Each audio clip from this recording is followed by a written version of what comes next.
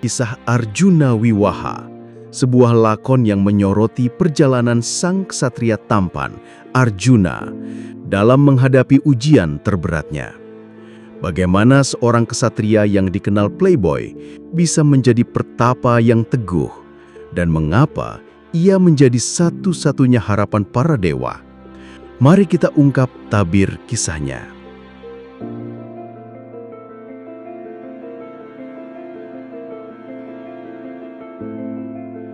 Alkisah, di alam kahyangan, kediaman para dewa, suasana damai nan abadi tiba-tiba terusik oleh bayang-bayang kegelapan.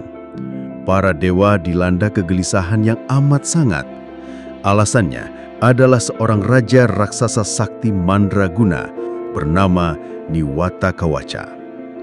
Niwatakawaca memiliki kesaktian luar biasa.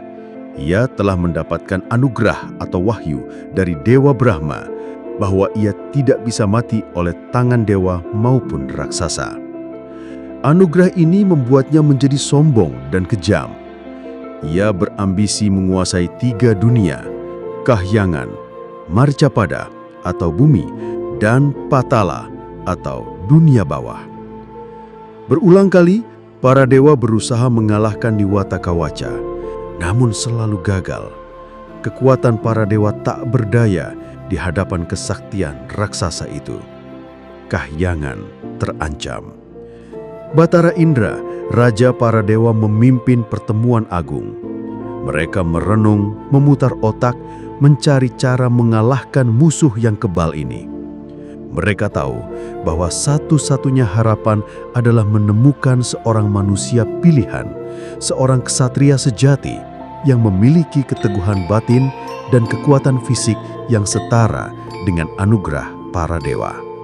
Sementara itu, jauh di Marcapada, di puncak gunung Indrakila yang sunyi dan terjal, seorang ksatria sedang menjalani tapa yang sangat berat.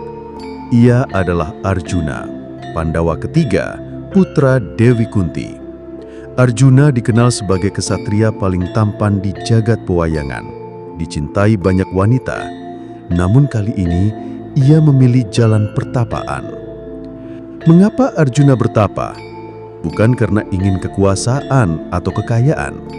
Arjuna bertapa untuk mencari jati diri sejati, membersihkan diri dari segala nafsu duniawi, dan memohon anugerah kesaktian dari para dewa demi kebaikan dan kebenaran.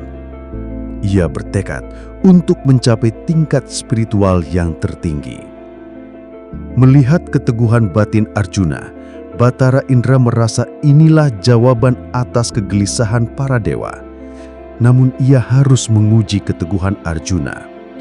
Apakah pertapaannya murni atau masih ada nafsu duniawi yang tersembunyi? Batara Indra memerintahkan 7 bidadari tercantik kahyangan, termasuk Dewi Supraba dan Dewi Tilotama, untuk turun ke Gunung Indrakila dan menggoda Arjuna. Mereka menari dengan gemulai, bersenandung merdu, dan menggunakan segala pesona yang mereka miliki untuk mengusik keteguhan Arjuna. Namun Arjuna tetap tak bergeming. Mata batinnya tertutup dari segala godaan duniawi. Ia fokus pada tapanya, pada tujuan luhurnya. Para bidadari putus asa, tak percaya ada manusia yang mampu menahan godaan sekuat itu. Mereka melaporkan kegagalan mereka kepada Batara Indra. Puas dengan hasil ujian pertama, Batara Indra kemudian turun sendiri, menyamar sebagai seorang pertapa tua yang kurus dan lemah. Ia mendekati Arjuna, mencoba menguji kesabaran dan kerendahan hati sang ksatria. Pertapa tua itu mulai berbicara kepada Arjuna, mempertanyakan makna tapanya, bahkan mencoba meremehkannya. Ia mengatakan bahwa Arjuna hanya membuang waktu, bahwa kesaktian sejati tidak didapat dari tapa, melainkan dari hidup berbaur dengan sesama. Arjuna menjawab dengan sabar, menjelaskan tujuan luhur tapanya. Ia tidak terpancing emosi atau kesombongan.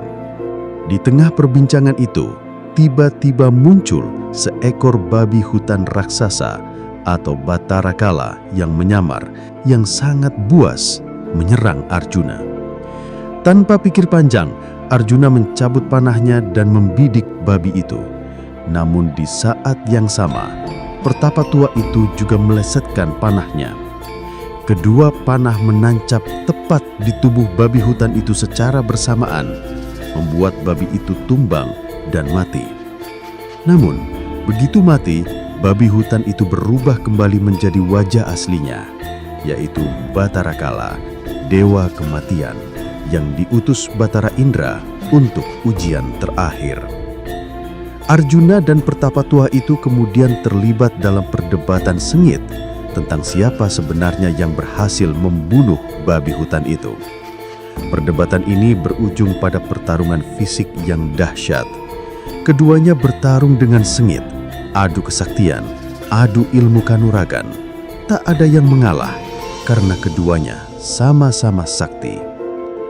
Setelah pertarungan yang panjang dan imbang, pertapa tua itu akhirnya membuka penyamarannya.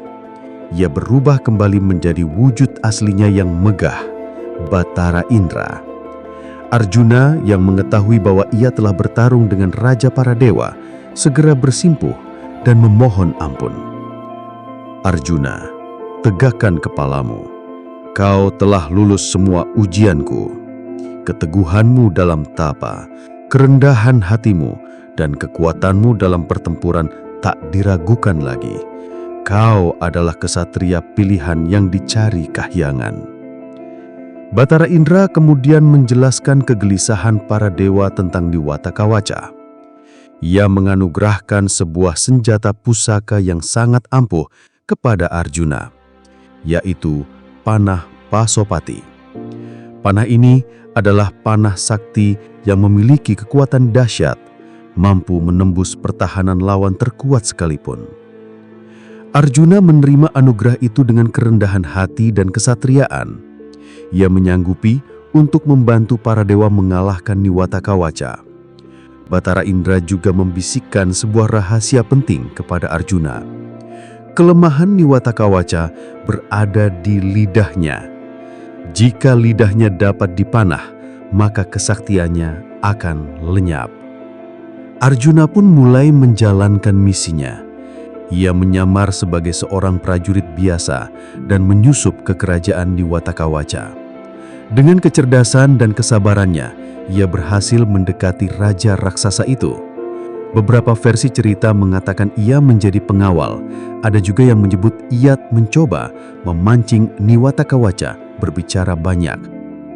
Dalam sebuah kesempatan, Niwatakawaca yang sombong membawal tentang kesaktiannya yang tak terkalahkan. Ia membuka mulutnya lebar-lebar saat berbicara dan tertawa terbahak-bahak memperlihatkan lidahnya. Inilah kesempatan emas bagi Arjuna. Tanpa ragu, Arjuna melesatkan panah Pasopati. Panah sakti itu melesat cepat, menembus tepat ke lidah Niwatakawaca. Seketika, kesaktian raksasa itu lenyap. Dengan jeritan kesakitan, Niwatakawaca tumbang dan mati. Kahyangan pun kembali damai. Kemenangan Arjuna disambut sukacita oleh seluruh dewa. Kahyangan kembali aman dan tentram. Para dewa memuji keberanian, kesaktian, dan keteguhan Arjuna. Sebagai tanda terima kasih, Arjuna dihormati layaknya seorang dewa dan mendapatkan anugerah berupa permaisuri bidadari, Dewi Supraba, yang sebelumnya ditugaskan menggodanya.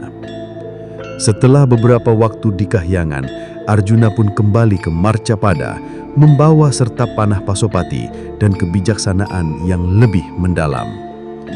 Kisah Arjuna Wiwaha adalah pengingat abadi bahwa di balik setiap tantangan ada kesempatan untuk tumbuh, dan di dalam setiap diri tersembunyi potensi untuk menjadi pahlawan sejati. Apa pelajaran paling berharga yang Anda ambil dari kisah Arjuna Wiwaha ini? Bagikan pemikiran Anda di kolom komentar di bawah ini. Jangan lupa untuk menekan tombol like jika Anda menyukai video ini dan subscribe channel kami untuk terus menonton kisah lainnya. Sampai jumpa di kisah selanjutnya.